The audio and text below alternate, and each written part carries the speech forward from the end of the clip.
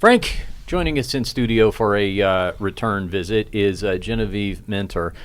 Dr. Genevieve Mentor now, which tells me that the PhD study she did on pit bull behavior and their owners must have worked. You must have passed. Yes, it Congratulations. Made me a doctor. All right. Thank you. All right. You're a doctor. I always wonder, people who are PhDs that aren't medical doctors, it's a bummer they don't get to wear like the white lab coats. Like you don't have an article of clothing that readily identifies so it's you. still kind of new, so I've only had it for a few months now, and Yeah. so I don't play it around because usually you're not in the presence of other people who have it. And like last night I went to dinner with a group of people I've never met, and as soon as my friend introduced me as a doctor, the whole tone changed. And that's why I don't like to really say it that much, because you're not used to, I'm not used to having that label yet. I don't feel any difference. Like, you're working your ass off, and then all of a sudden they're like, okay, you're a doctor now. And you're like, I am? Like, what just happened?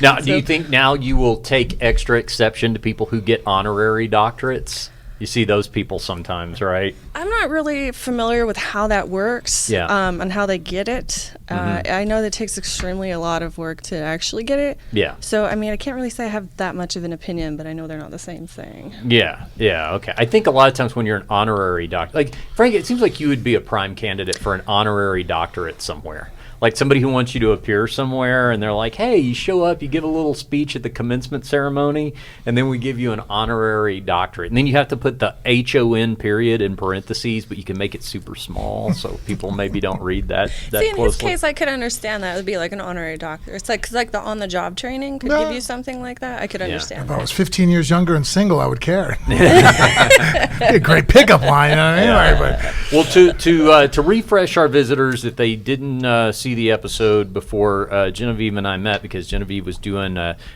thesis, right? Dissertation. Dissertation. Yeah. The thesis dissertation. It's Yeah. like probation and parole. It's one. So your thesis is to get your master's Yes, degree, and then that's the right. dissertation's to get your doctorate Okay. degree. All right. Dissertation. So it was on pit bulls and their owners and behaviors and things like that, right? That's how we Yes. met. Yeah. So I want to understand the stigma. I've got 3 major chapters. It's enough to be a book, and the first chapter is It's all the about size of the a book. stigma. Yeah. And then, I'm really trying to get into the psychology of the owner. So if it's such a dangerous dog, who is the type of person who gets it? Why? Why do they not care? Do they have the stigma? Where did they get it? A lot of it, like the number one place that people get it from is from the pound. And then second is they find them on the street, which is a really common area. And then the overbreeding kind of makes sense that the majority of them are coming from the pound, so you can see a lot of different links like that. And then my final chapter was about the dog park and what the pit bull experience was like at the dog park, and because there's not a lot of sociological literature on that.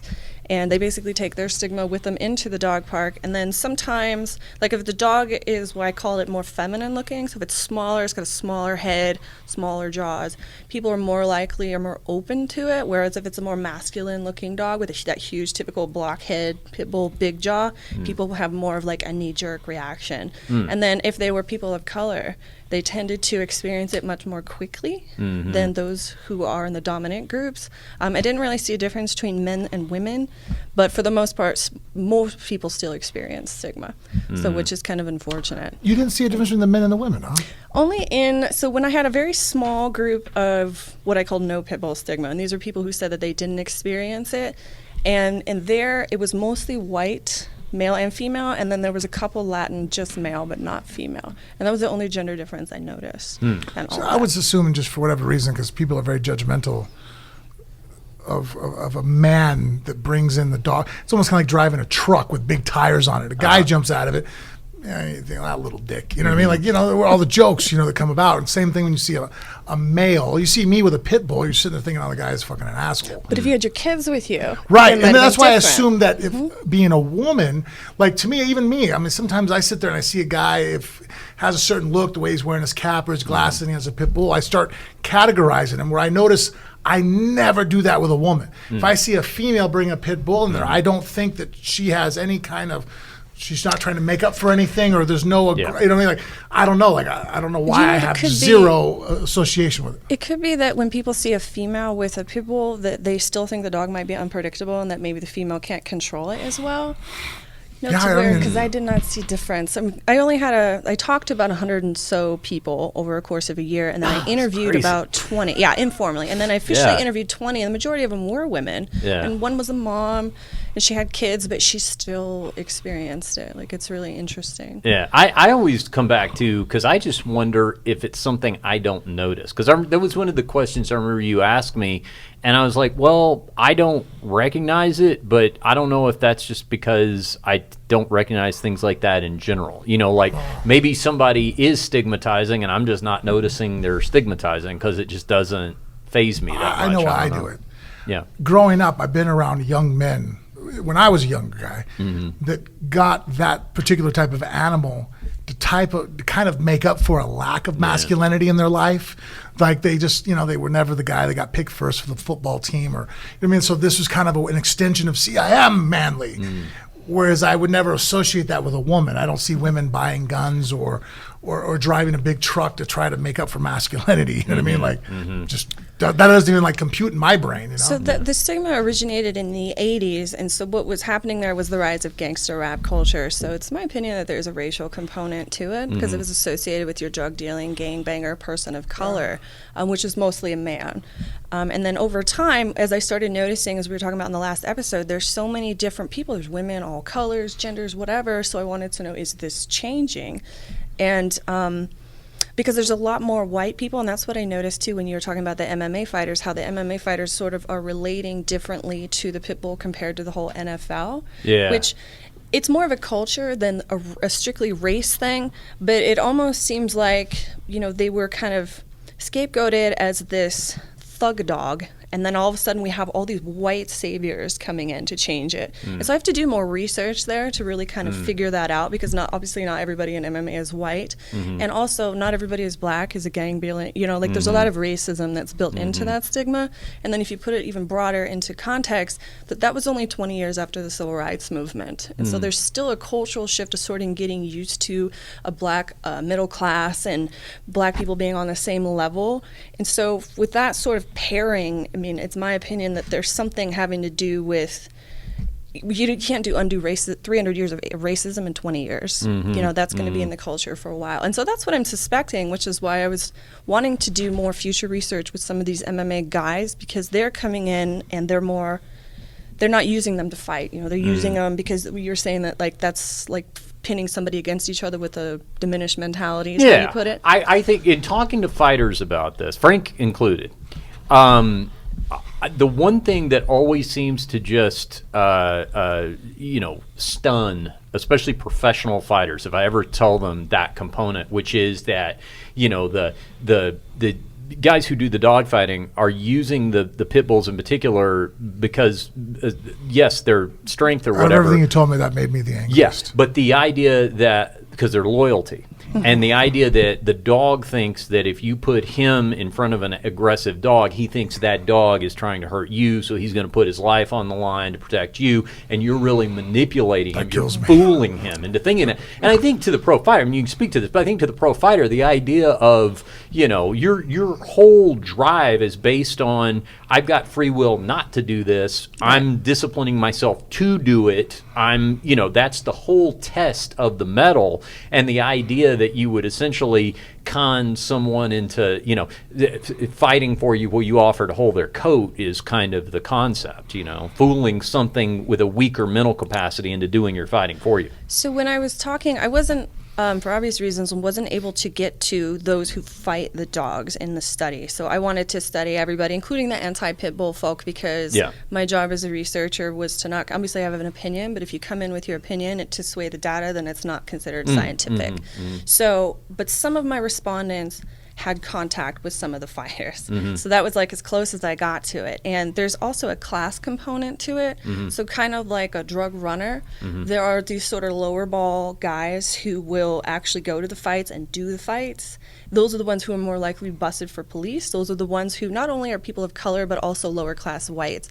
Whereas you have a sort of hierarchy up with people with money who actually sponsor the dogs, but they have no contact with them. That makes sense. So there's this about class issue and a race issue.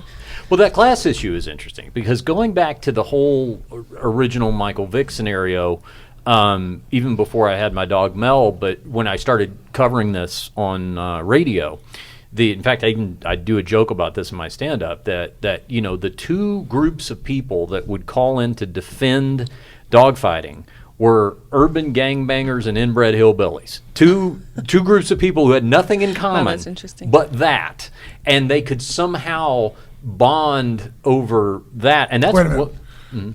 You had people honestly oh yeah, that would call in. Yeah, shut the fuck. 100%. What the hell would you say to defend dogfighting? Well, what they would say is what you would typically hear from both sides. Their kind of common cry was, "This is cultural. Yeah. You don't understand. You It's don't like grow up cockfighting. where we grew up. Yeah, if you grow up in our neighborhood, this is all." And to me, my response to that was always, There's a lot of shitty things that are cultural. Yes. We're trying to fucking step above it. Yeah. The whole idea of civilization is that we're trying to constantly improve. Right. Not My- sit there and Love go, your well, passion. fuck this. Like where I'm from, I could beat my Yeah. wife. I'm like, Yeah. that's great. It's Yeah. cultural, but no, it's not here. You can't do that. evolution. Don't fight it. Yeah, it's like, So, what? well, and here's what I would say, and particularly to, like, if I get black dudes that would call in, it was always guys. I mean, you hear Exactly. females on this, but the Yes. guys that would call in would say that, because that's the case that Vic was making at the time. He's like, well, the neighborhood, the culture, all this. I said, you know something? As upset and angry as I am right now about this, you know what would make me even more upset and angry is if I were a black guy.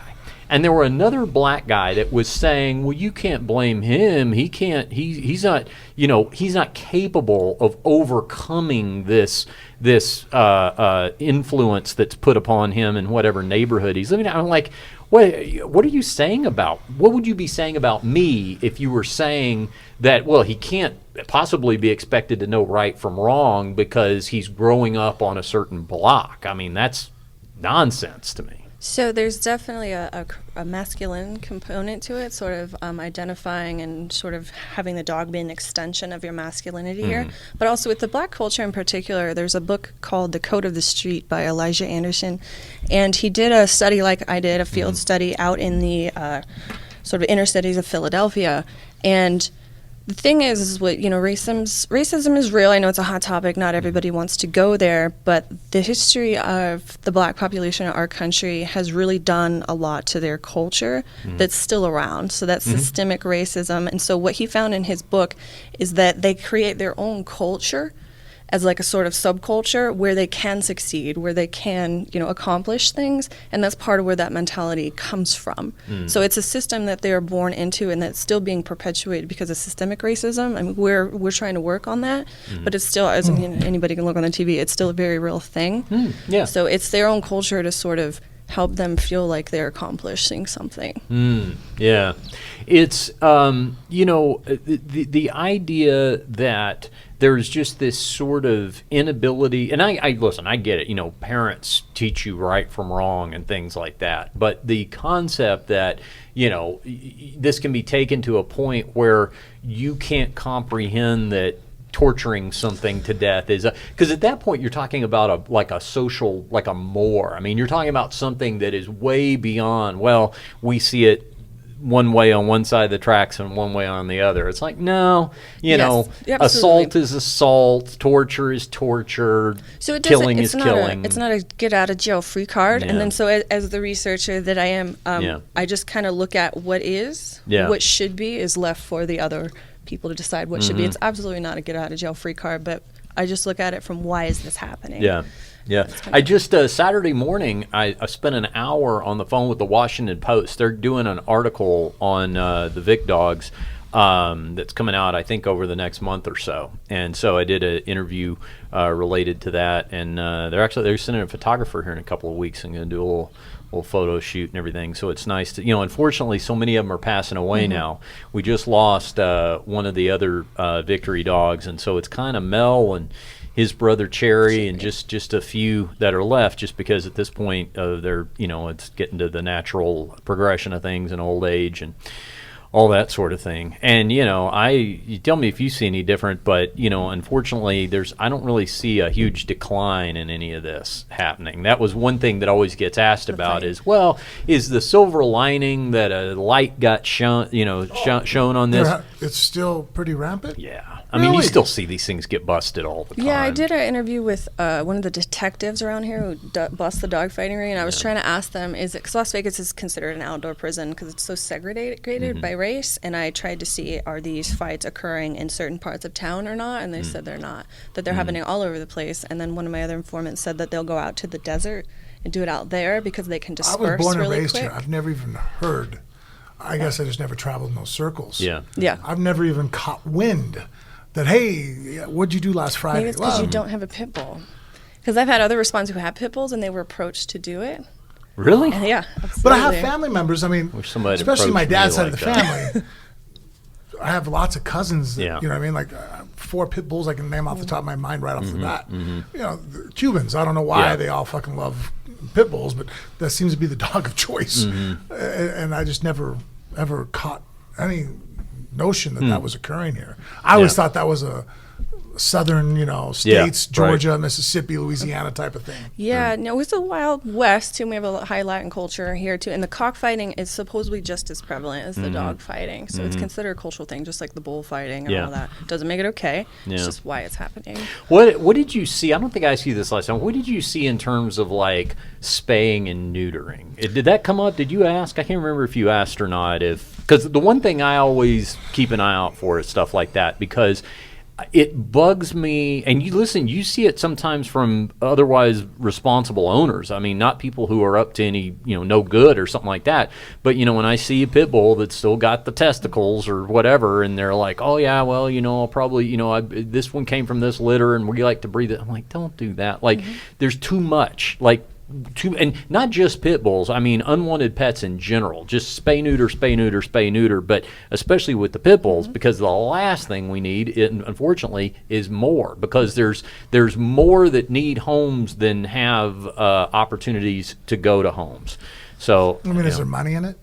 there can be. Absolutely. Yeah, there can be for sure. And then I also think that there's something that there is money in it, but then I also think there's just something to like, well, I want to start with a puppy or, Yeah, the breeders I spoke to, they're well intentioned. Yeah. They love the breed. Yeah. So the argument for breeding all breeds is that we want to continue the breed. Yeah. Which, I can understand that, but it's currently the number one dog being euthanized all over the Yeah. country. Like, it's the number one dog in crisis right now. right. So there's that component, too. How about we spay and neuter and we'll let you know when we start running short? Yeah. How about we do that? There was And then one, we'll- there yeah. was one breeder that actually hung up on me because I asked him if he was aware of the pound overflow, and I don't remember how he said it, but he's like, I gotta go. Oh, okay. Well, it's an Apparently, inconvenient wasn't truth. aware. I was being really neutral. Yeah. As a researcher, I'm not going to put my opinion in there. I just need to know. Tell me what you're going to tell me. Yeah. And that struck a chord with him. Yeah. Hey, you know what? I would be remiss if we let this segment go without bringing Porno Mikey on, because Porno Mikey, father to 2 pit bulls, just celebrated an adoptiversary. Did you not? Yeah, yesterday our girl Kona, her first adoptiversary. So Yeah. Adoptiversary. Congratulations on that. Cute. That's his second. That's his youngest. that's my youngest. Yeah. So the first one you have, is that the first one you got? That was Okay. my first dog as an adult. We had we had Rottweilers growing up, and then we had an American Bulldog, which is very similar. So we had the big, dangerous breeds growing up. But Pinky was my first dog as an adult. Yeah. So, and we wanted to keep like a goofy name, like by choice, because, and we got him like at 9 months, and they were like, well, we were calling him like Puppy or Pinky. I'm like, you haven't picked a name yet for this dog, So we wanted to keep a goofy name, just in case anything does happen. Did you take him out into public? He actually does. He has like what's called resource guarding, so like he can get possessive of like a toy or like food in general. So we did a ton of like training with him. So that was probably his most public stuff, and we take him for walks. But I wouldn't go to a dog park just because if anything does happen, guess who's gonna get try to get euthanized. When you take him for a walk, do you notice people coming towards you tend to cross the street or anything like Well, yeah, that? that's to try because to of avoid Mikey, you? though. I don't think it has to do with the dog. We also go pretty early because he can be a little not so much anymore. When we first got him, he can be a little excited and sometimes aggressive towards other dogs, but not really. I think I'm more like Richard. Like I don't really notice it. Like I do have. It's more. I more notice like other idiots like with their dogs off leash, and Yes. I'm like, we're super aware of like avoiding. Like I have this guy I call my nemesis. He's at the park here on Vegas Drive in Durango, and he's got a Weimaraner, and he rides a bike, and the Weimaraner is totally off leash. And I've seen the dog before I've seen the guy, and like our dogs can pick up like when there's a dog off leash and like uncontrolled. So it's just really hard. That's what's hard for us is like when they sense that they're that, and I kind of probably give the off-leash people more looks, or the 100-pound people who are on the retractable leash. Yeah. Like, I'll give them the dirty look. I'm usually the aggressor of dirty look. So I never know what the point of that is. When you see the dog that's off leash like that, it's like saying, Frank, father of 3, you would probably, if I asked you, hey, do your kids know to look both ways before they're crossing the street? They probably always have growing up, but I'll bet at least until they got to be a certain age, you didn't take your eye off of them. I still watch my 16-year-old. Yeah, I mean, You know what I mean? it's like just because you know that they probably would, know better if they were on their own. You know what I do to people, though? Because Yeah. I have small dogs. Yeah. If we're like at the softball park, Bella's playing or something, I've done this more than once. If someone else's animal, and I just judge it off of size, not so much breed, but if I see you have a very large dog and it's interested in my dog, I pick my dog up off the ground. You know what I mean? I'm just like, I don't fine, know. yeah. You know what I mean? Like, Yeah. You know what I mean? Like, I don't get nervous personally with dogs, but Yeah. if Yeah. I don't know your dog, I'm like, I don't. If it Well, nips my dog, I'm fucked. You know what I mean? My our dog- dogs know the place command, so I can put them up high on anything, and I do that too. And I kind of like give them a big hug, and I'll stare. If you're just like being a dick, like wandering, I'll kind of like take my dogs off the side, place them, and kind of do like your friend does. Like he picks his pit bull up and kind of like, oh my God, you're gonna, I do that. I put my arm around him and I kind of stare him down. Like, are you done? Are you gonna walk? Are you gonna go this way? You gonna like pick a fucking direction and go. So I do that. I just put him up out of the way, and then make sure that I know that you're an idiot. Yeah. Get him that So way. one thing I noticed when I was studying stigma, I just sent an article out. I'm trying to get it published. So I found that stigma is experienced in complex ways. So they can have it, they can not have it, they can have multiple layers. So those are people who use it as emotional support dogs or Yeah. people of color, things like that. But they also stigmatize each other. And not having well-behaved pit bulls or pit bulls that are not Yeah. neutered and all Yeah. that, so that because they think that that's contributing to the stigma. Yeah, for sure. So they'll stigmatize each other for No, that. you're right. I do that. Yeah, but I do that with people in general. I'm big on stuff. Like, it's like one of the things that drives me the craziest is when people go, well, who are we to judge? I think we just need to be more judging. Yeah. Like, let's get to judging. I've got Yeah. a lot of judgment to spread around, and that's one area. Like, I always remember, I'm not sure it was completely taken as a joke, but when very early on when I had Mel, back in Dallas, there was an organization who did great work, which was they would provide free spaying and neutering for low-income families. And that was a big deal because people who would otherwise want to adopt a dog, that's an expense, and that was, and responsible shelters expected you to spay or neuter. So if you didn't have the means, then this group would step in and, pay for the cost. And so early on, Mel had done some, little spokesman work for him and stuff like that. And I sort of casually made the suggestion that maybe what we could do is take it a step further. And in addition to providing the free spaying and neutering for the adopted pet, that upon an interview, we could possibly provide it for the owner as well. And, It got more laughs in this room than it did there. I don't know if they were for sure that I was kidding or not. I just Yeah. passed somewhere You what? overseas. Yeah. Castration for rapists. Oh wow. Oh, Chemical It castration. passed? It passed. Oh, wow. yeah. Not in the States. Somewhere over. Is it like a voluntary thing, or I don't think so. I Yeah. think it's going to be if you get. yeah, I'll look it up. yeah, It just maybe that's what my brain was thinking when you said that right now. I was like, shit, that's a thing now. yeah. No. So another one of the major findings that I had found that I'm also going to try and publish an article on is that there are more people registering their pit bulls as emotional support dogs as a way to bypass the legislation. So Tina in particular Yeah. was one. And I found that there are people who apply for it because they actually qualify for it. Yeah. Some of them who don't, and they're trying to work the system. And then there was somebody who said, I was trying to work the system, and then along the way I found out it was pretty messed up. So I actually qualified for it. But Yeah. it's what people are having to do just to keep their dogs so they can move. Yeah. Because it's 75% of them, 90% of them, real high number, Yeah. are euthanized. And Then to add on top of that, people are not able to keep them or adopt them because they can't live in an apartment or a rental house or something like that. So if they get the emotional support certification, also another reason people are stigmatizing each other. So they think that it's like you're trying to take your dog on a plane, you're trying to do this, you're trying to do that. But then at the same time, they know that they're doing it because they're trying to help alleviate the pounds, and that's the only way that they can do it, is by registering as that. And then Delta and all these other big names coming in and saying, we don't care if it's a service dog. And then there's a big difference between service dog, therapy dog, and emotional support dog. So, and basically the service dog is the one that takes the most training, takes about 2 years, and emotional support you can get in a snap of a finger, and those are the ones that are getting the most stigma. Will Delta not allow pit bulls? Yeah, I'm not quite sure how they're able to do that. So even if they're a service dog, which is top of the line, most amount of training, most certification, they're still not allowing them on there. I'm not quite sure how they're legally able to do that. Yeah. How could you stop anybody's service dog? Yeah. That'd be like me saying I'm not going to allow people with wheelchairs. Yeah. Right. Because it takes a lot to get a cert. It's not an emotional support dog. It's a big difference. The emotional support dog, you just have a doctor sign off on it, right? Which not to say that they aren't helpful, but a No, but service people dog can is abuse like that. It's possible to abuse the emotional support. Yeah. Where a service dog, I don't see anybody abusing It's that. very difficult. Yeah. There's a service dog that comes into LA Comedy Club at the Stratosphere a lot of times when I'm doing a gig because he works at the Stratosphere and he comes in on his break. And he like sits in one of the booths. So I always try to do my dog material when he comes in. I figure I entertain him on his break.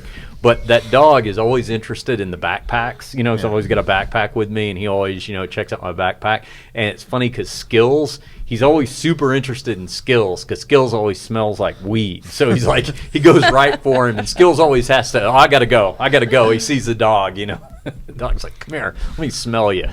So did you say you and Jennifer were going to get a pit bull? Eventually, once the two animals we have now, which I hope is never, but when nature takes its course. It was funny. They showed a picture of Satine at my birthday party. Yeah, that was his Great Dane. I had to look away for a second. Like, holy shit, that hurts still. It's been like 5 years.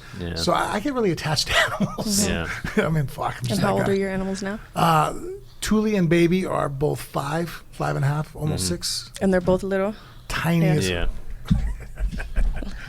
I think I might have seen an episode with them relaxing on your lap. Yeah, they're like 3 pounds each. Pink tutu or something. Yeah, my wife doesn't dress them up as much anymore. Yeah. Well, the funny thing about, dogs and alpha, I've found that, the alpha of the household is not always necessarily dictated by size. A lot of times it's seniority.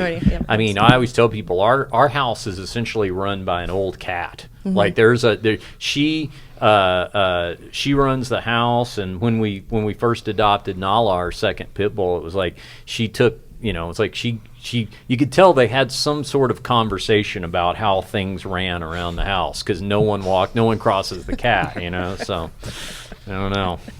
All right. Well, let's. So you're. Oh, we get a picture of the babies. Oh my goodness. There. Yeah. What happened to your nose? Fighting.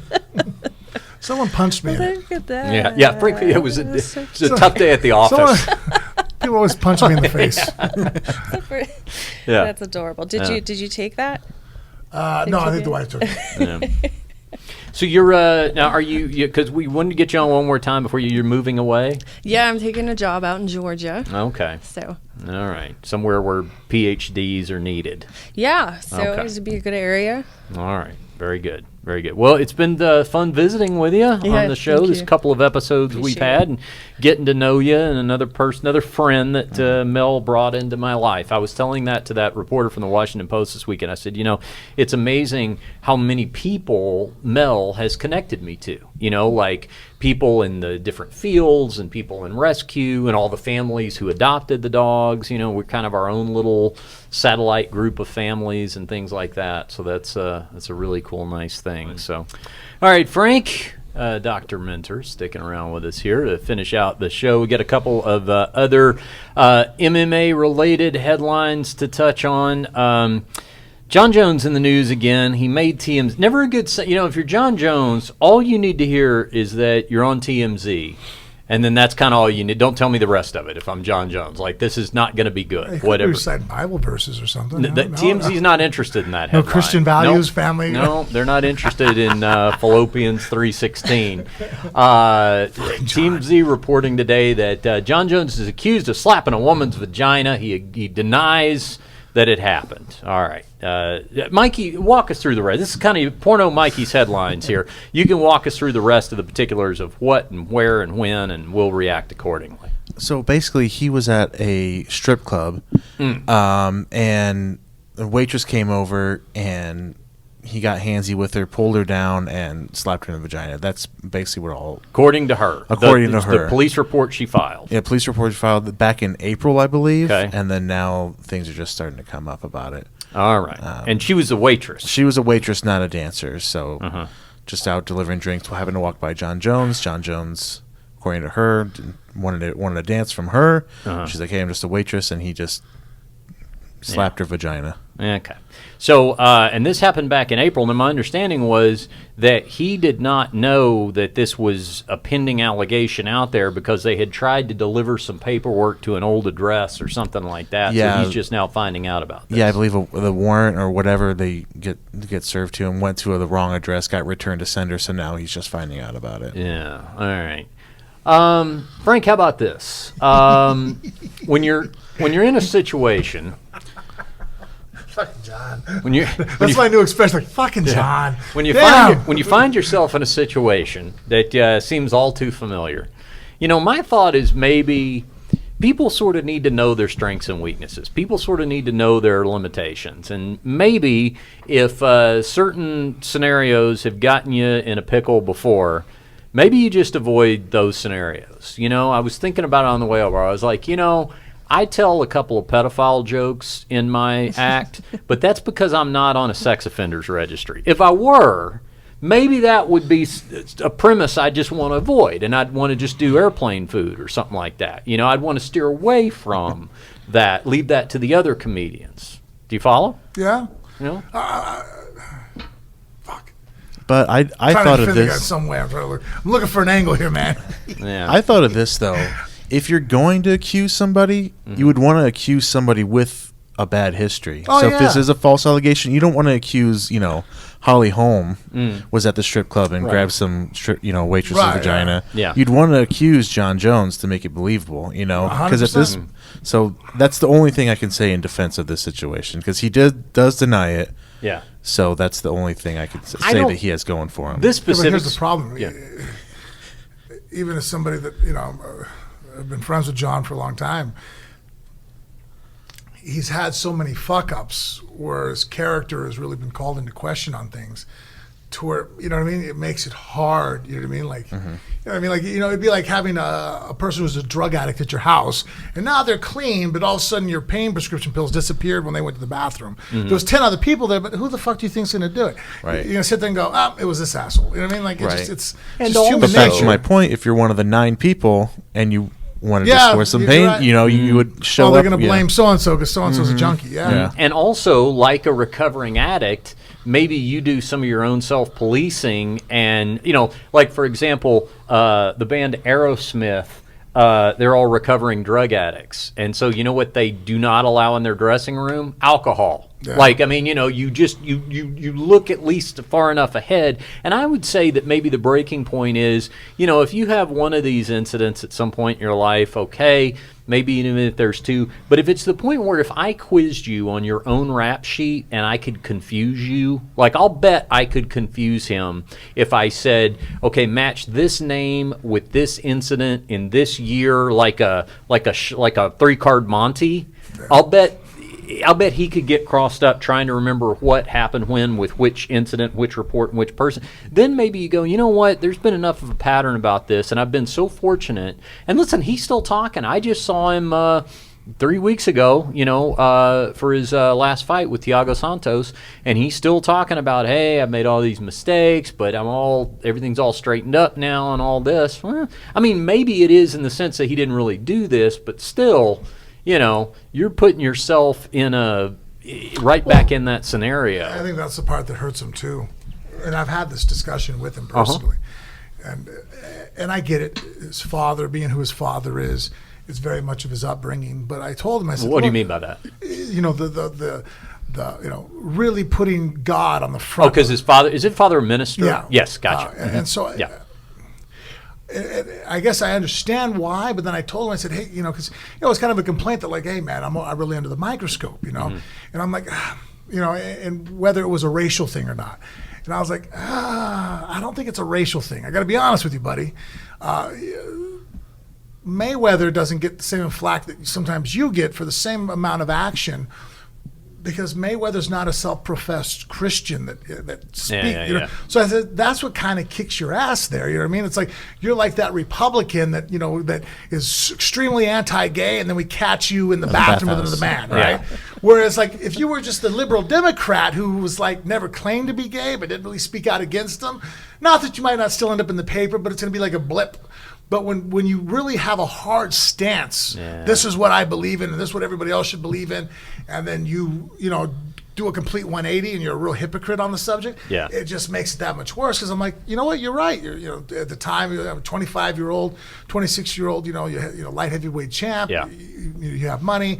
You're not married. You know what I mean? I know you have children with your fiance, but a lot of your behavior would probably, obviously some of the worst end of it, the car wrecks and shit, those don't count. Those are still bad no matter what.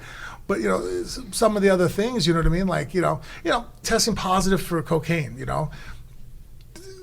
Being a young athlete who's partying around, if you were just not on the radar for being this diehard Christian, you probably wouldn't have got the flack or the ridicule, the backlash that you received, because it's like, well, so you're some guy in his 20s who partied a little bit. Shit happens, you know what I mean? Like, it's not the worst, it's not the craziest thing in the fucking world. But when you're up there on a platform speaking out against it, like this is, I stand against these things, and we catch you, it's just that much harder. And you also have to take into consideration that there apparently is just no one around him that is the guiding voice, that, and even if it doesn't come from a place of friendship, let's just say it comes from a business interest, like management. I go all the way back to, I remember I was part of a conference call that John was on, and he was asked about the first, I think 2012, the first DUI thing that happened. I remember he was driving drunk and he wrecked the car and telephone pole or whatever it was. With the Phantom, right? Yeah. No, the pregnant lady was late. That's my point. That's how you get crossed. God, this is rough. Yeah. Fuck. Yeah. Pregnant lady came later. That was a different one. Yeah. This is the one where he crashed the car and he messed up some girl's face real bad that was driving in the vehicle. Oh, yeah. Okay. And this car that he's driving, it's some expensive. Yeah, it was like the car. Phantom, like $500,000, whatever. Okay. So that was gifted to him when they took the fight on short notice with Lyoto. Yeah. Okay. So what was asked on the conference call, it was some sort of semi-softball question about, hey, what have you learned from past mistakes and what makes you different now and all that. And I very vividly remember him saying, well, I'll tell you the first thing that comes to mind from that incident is I ruined a beautiful car. And I'm like, how is no one telling you, okay, listen, here's the one thing if anytime somebody brings this up to you, you're going to say one thing. Thank God nobody else was hurt. I could have killed someone. I've learned from this. End of story. Yeah. It's like, there's no other area of this to get into. You want to think that thought privately, you think that, but that's not anything anybody wants to hear. Yeah, I think it wrecked out the car because it was like $140,000 in damage, and they weren't going to, it was. Okay, well, have that conversation with your buddy, but when you're on and the car was uninsured, they wouldn't insure him. You know that? Oh no, I didn't know that. Yeah, because it isn't like you could just go pick up that insurance. So because of his age, and I don't think he had any priors as far as vehicular stuff before that. He couldn't get it insured. So if you're under 25, I used to work in insurance. If you're under 25, it's like that's kind of the cutoff for insurance. Like under 25 is like your rates are crazy. When you're 25, they drop significantly. Right. And it used to be you couldn't even get a rental car like Enterprise unless you're 25. It's still the case. I think that's still the case. Yeah, okay. Yeah. It's still worse for under 25 if you're a male than a female. Yeah. Yep. Yeah. All right, Mikey. The Take second this. time. That was the one that was bad. that like was when he hit the girl. Yeah, the pregnant one. And then yeah. he ran off and ran back. I was like, oh, John, dude. Yeah. Like, I could even defend you up to that point. Like, okay, you're stupid. You got behind the wheel of a car. A lot of people that drink alcohol have all driven a vehicle when they shouldn't have. You know, myself included. There's times when I was younger, you know what I mean? Like leaving places, I've had a couple of drinks, but I'm okay. I don't want to leave my car here. No, this is before Uber, you know, and driven when, now looking back at it, I go, fuck, man, I shouldn't have done that, you know? And lucky enough that, I mean, hey, you know, I didn't hurt anybody. And so, I mean, that I can sit there and I think most people can relate to. A lot of people could relate to that idea. But then, you know, and get into an accident and fucking flipping the fuck out and running. Not that I would do that, but I could still sit there and go, okay, he panicked, he fucking lost his fucking mind. But then when you sit there and go, well, I have the recollection or the will, the thought process of, oh shit, my drugs. Yeah. You run back to the car and get that. I'm all, bro, you lost me. I'm like, dude, I could be your attorney up until that point. I'm like, fuck, I can't help you, dude. Yeah. So let me get this straight. You ran away, then you went back.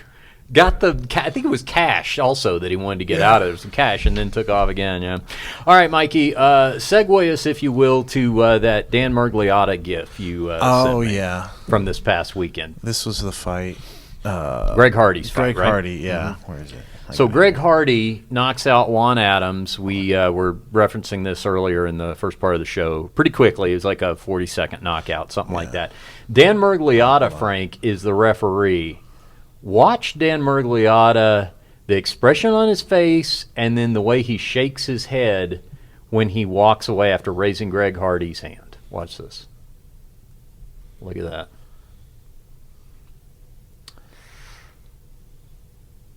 You ever seen a referee react that way? No. And as against the idea of Greg Hardy in the UFC as I am, I will say, just purely from an objective standpoint, can't really have I mean, as a referee, you can't be assuming he is expressing reaction. And I guess we don't know exactly what he's reacting to. He could probably, in his defense, say, I'm reacting to this the booty move, dance he's doing here or whatever. Yeah, that's what he's reacting to. I mean, I was almost 100% positive. Still kind of a rough look.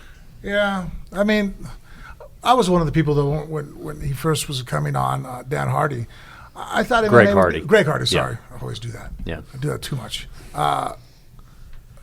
I'm actually for him. Was for him entering the world of MMA because martial arts training, what it could do for him to control any of the violent outbursts he had in the past. I feel like martial arts makes you a better person. You know, right.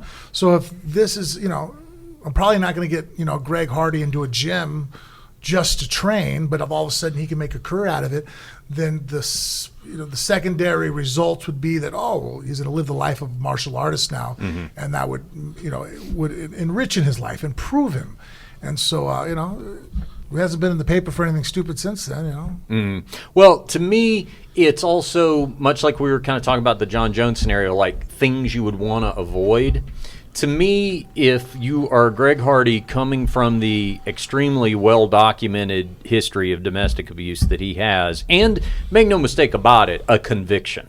That conviction was overturned because the victim in question disappeared and quit cooperating, and so because of the way that state's laws work on appeal, when she mysteriously was no longer participating, then it essentially vacated the conviction on appeal. But he was convicted of it. That if you're going to enter this world, and I guess my position is that I think that because you are now going to be a professional cage fighter, there is more expected of you than there would be in other walks of life. Like, speaking of stigmas, we talked about the pit bull stigma earlier. We've all got a stigma that we have to fight here. When you tell somebody, I mean, look, even me just training on the level that I train, when I tell somebody who knows nothing of MMA that I'm cage fighting, they're like, what? You're doing, my grandma's friends or whatever, you're doing what? And that's the kind of person that you have to go, oh, no, it's martial arts, it's training, it's discipline, the people that you fight, you're actually training with, you've got to educate them on all that, right? So to me, because we're in this rarefied air, in this special space, I think that if you've had any kind of a history of beating up on things weaker than you, whether it be women or dogs or kids or whatever it is, this isn't the space for you. You should go be somewhere else. I know gyms that won't allow Greg Hardy in there. I won't tell you who they are, but I know I've had multiple gyms tell me that he is not, what, simply because of this, because they don't want that stigma. And understand something else about Greg Hardy. This isn't a guy who goes, oh man, you know what, I did this thing, this horrible thing, and I'm going to spend the rest of my life living this down. And, you know, this is a guy who does that when he wins. And what I'm saying is, I think he would be well served, if he was concerned about it at all, is just head down, look straight ahead, do what you do, and do it in a humble way. And you can say, well, that's not fair, you know, everybody else gets to celebrate and act however they want. Yeah, but everybody else doesn't have your baggage. There's consequences for your actions. Yeah, yeah. And I think that a lot of people want to forget that. But even though there's consequences for your actions, I do believe in redemption. Mm-hmm. You know what I mean? Yes, if you make a mistake in the past, that's always going to hang over your head. Mm-hmm. There is no clean slate. You know, when people say, oh, clean slate, I'm like, that doesn't exist. Mm-hmm. Unless you meet people who don't know you, but when you do something that's an infraction to society, people remember, and rightfully so. That's why there's a benefit to being somebody who doesn't make those mistakes. You should have one up on a guy who has fucked up, but at the same time, I don't want to ever get into an idea where I bury people. You know what I mean? You know, obviously, I know when persons are, you know, I feel like, would you see that old man that got released from the prison? And he killed again. Yeah, fuck. So, I mean, you're 80s? obviously, you can't be that liberal and open-minded. They're like, well, I'll give people a second chance. I'm like, okay, hold on. You know, there are extreme cases where, you know, no, you're a murderer. You're done. You know, I'd like to see if Hardy could still use this as a platform to turn himself around. And that wasn't a very positive thing to do. I mean, you have a guy who's probably raised the hands of, you know, 5,000 fighters. How many times he's, you know, he's, for him to shake his head, going back, you should look at that and say, ah, shit, that behavior was not appropriate. You know what I mean? And I fucked up again. So obviously not to the degree, but whereas if you were a guy who had a perfectly clean slate, yeah, you could party like a moron and you still might get that look. You know what I mean? But when you have your background and history, that's just part of that, hey man, there's consequences with your actions, and even if, you know, you get through it, you got to watch how you conduct yourself in the future. What he seems to not understand is, rather than when somebody brings up this domestic abuse stuff, which his opponent was doing, not even so much from a taunting aspect, but saying, hey, listen, I watched, you know, I grew up with this kind of stuff. This stuff hits very close to home for me. I got a big problem with anybody who does that. The one and only answer Greg Hardy should ever have to somebody who brings up his history of domestic abuse is to go, got me there. Yeah, that's something I'm not proud of. You got me there. Instead of, hey, whatever gets him talking about me, you know, whatever's getting, you know, Frank Mir to say my name, that means he's buying a ticket to the show. He's helping me get my thanks, buddy. And these were all basically things he was saying. You know, hey, thanks for talking about me. Thanks for getting my name in your mouth. You know, this kind of, like, it doesn't matter how tired you are of hearing about what you did because you did it. The only answer to that should ever be, got me there. All right, sorry, we got to, you know, what else can I say? I mean, do you think that there's a part of him that, not him maybe, but that, you know, like we were talking about earlier with Austin, like people want to see this guy get beat up. Do you think maybe he's leaning into it? Yes. To, like, you know, I don't know. Do you think anyone's told him to lean into it? Probably. But what none of that, yes to all of that. Yeah. And then, but the problem is that there also apparently is no one with the wherewithal to go, hey, bad idea. Like, you know, you know what Roman Polanski's super well known for? Yeah. Let's don't market based on that. Like, so if anyone were to ever suggest that within his management team. Well, and there's actually, okay, as crazy as it is, I'll make it a correlation between the two. Yeah. Roman Polanski, though, is so good at his job and other aspects of his life that people sometimes will overlook the scumbag event that he had with the 13-year-old. Be like, well, you know, that was an incident here, but look at his other body of work. And you can see that in other areas. I mean, shit, Michael Jackson. Yeah. Something happened with him and little kids, whether you want to believe to what degree or whatnot. Yeah. But because of other conducts of his life, he was able to kind of paint himself in like, okay, I'm human. There's things here, but here's here. So I would kind of say, Dan, or if I was talking to Greg, I'd be like, hey, look, you know, like, let's go the good guy route. Say, hey, you know, like, fuck it. Do you have an aspect of your life that you are, remorseful of? Yeah, I fucked up, but maybe I can make myself so, marketable in the fact of redemption, and I'm a great fighter now, and this other career I can have going, that people will talk about me in two different tones, be like, as a great fighter, I had this one fuck up, kind of how about Polanski? Where you sit there and go, yeah, the guy's a great director, but the one time back then, to kind of at least muddy the waters, I guess, to sit there and go, well, yeah, I've done this bad thing, but let me start adding all these good things in there to try to start outweighing it. Yeah, no, that's what I'm saying, is like, that is the pragmatic approach to this. And I think that there are a lot of people who... Did Polanski ever get out? Didn't they snatch him up in Sweden or some shit? Yeah, but they eventually, they didn't extradite him. They let him go back to Europe or France or wherever he lives. I forgot about that case now until we just brought that up. Like, I was like, what happened to him?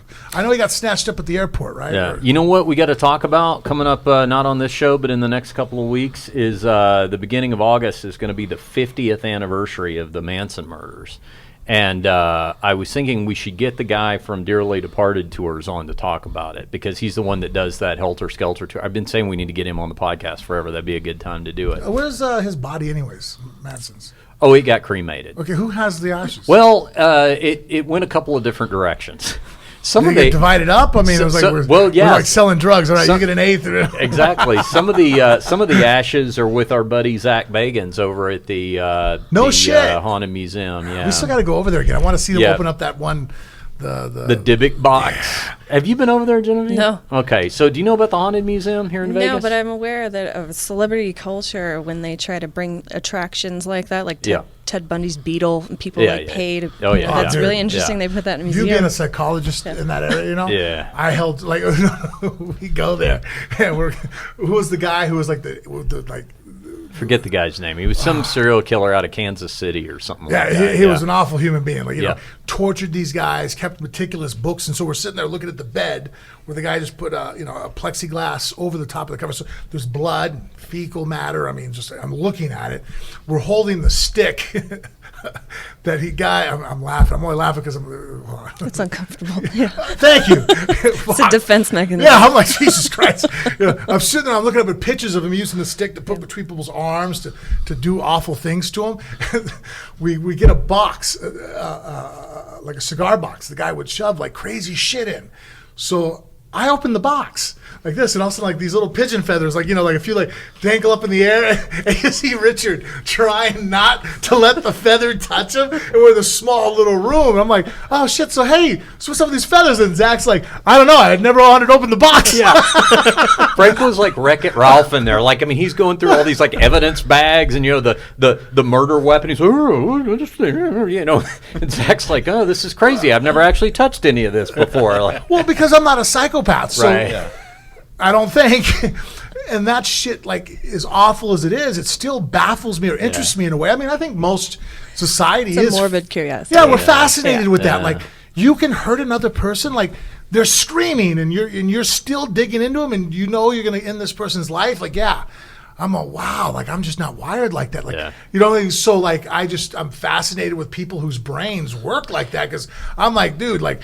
You know what gets me off of you faster than anything? If we're training, here's like a secret of trade for me. If I put you in an arm bar, you know how you can get me to let go? Instantly. Scream. Without even you scream.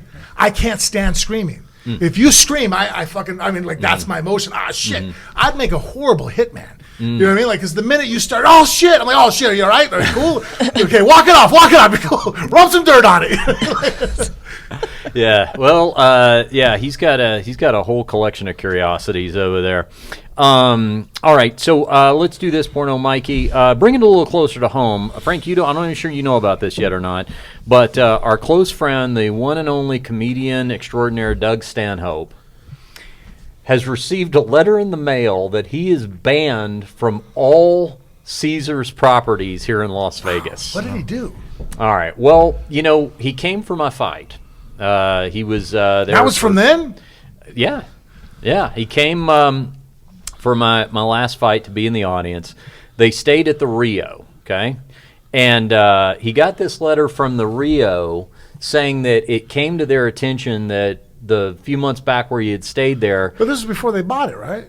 Yeah, but I mean, I guess they can make decisions if they find out that something happened. Yeah, I you guess know, so, huh? yeah. Isn't Caesars about to get bought by someone No, it else? just did get bought. Oh, it just did? Yeah, it just Yeah, happened. okay. And so they say in the letter that he engaged in conduct that Caesars views as inappropriate, and as a result, he is banned from all of their properties. It That's goes awesome, on to Doug. list You all got the a place properties. where you know there's hookers that hang out at the bar. Yeah. And your behavior got fucking bad. Yeah. What did he do? Yeah. Well, I pulled up so one thing Doug will do is he will write a Yelp review if he has a good or a bad experience at your hotel. And I guess he had a bad experience at the Rio because he gave it a 1-star review. Now, I've got it here, the one that he put on Yelp, and it reads as follows. There it is. It's from Doug S. in Bisbee, Arizona. All right, Frank. His review of the Rio. The rumor is that this hotel is about to be torn down. Staying here will make an ardent atheist pray that this is true. You can even see it in the eyes of the employees. As friendly as they are, you can tell that nobody wants to be here. The Rio is like being in 1986. By that I mean it's like you were still driving your 1986 Ford Tempo 33 years later, held together with gaffer's tape and surgical mesh, riding on the rusted rims. Vegas isn't what it used to be. Anyone who's come here over the last 2 or 3 decades can attest. The Rio isn't even what it was when they last updated their Expedia page. You have more than too many options when it comes to finding a hotel in Vegas. What finally sold me on the Rio, aside from having regular decent stays here in the past, was this from Expedia. Quote, dining options include a seafood buffet, a Japanese restaurant and a sushi bar, a wine cellar and a tasting room, a New England-style seafood restaurant, an American grill, a Southern American cafe, and an Indian restaurant and room service. They do got a good sushi place. Well, first of all, he was upset that there is no seafood buffet. Not anymore. Okay, yes, it has long since been discontinued. Oh, really? It was an amazing buffet. Oh, I yeah? know. I went there one time with the kids, Jennifer and I. Yeah. I never got a chance to badass. go there. I heard about it. Yeah. That sucks. I mean, like pure pieces of salmon, like sashimi salmon. Yeah. I'll just skip around here a little bit. He said he finally found the sushi bar in Club 172, but when he would call the front desk, they were unaware of this place. He said after eating there, I kept asking any employee in any department where sushi could be found. Turns out this was a new sushi place, and they rent the spot no differently than a nail salon in a strip mall. The property itself doesn't know or care who may be in or out of business. They just gaze into an unknown future, waiting for the wrecking ball to swing. It's very And poetic. again, the sushi place is really good. Oh, Jesus. All right, how about this one? There is a poster in the elevator for a celebrity host on a limited run at Chippendales. It was from last year. I wouldn't doubt that they didn't put it up until after he was long gone. The casino floor is littered with barkers outside of every shop or passageway, hustling everything from haircuts to timeshare, like beggars who ask for investments rather than pocket change.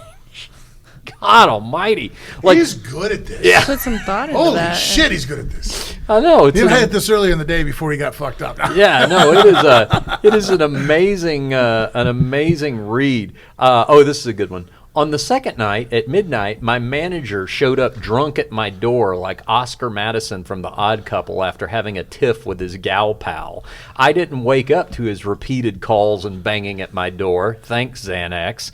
So he simply slept like a homeless person outside of my suite in the hallway for almost 6 hours. Like so many piles of garbage or room service trays during my stay here, he wasn't noticed or removed.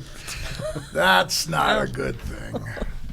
That's kind of a little bit of that's a security issue I'd be upset with. Now, I texted Doug last night to find out if this had anything to do with anything other than this Yelp review. In other words, if there was some sort of behavior I was unfamiliar with or I didn't know about, and I have not heard back from him. So I don't know if that's the case or not. But anyway, there's this 1-star review, and now he's banned from all Caesar's property.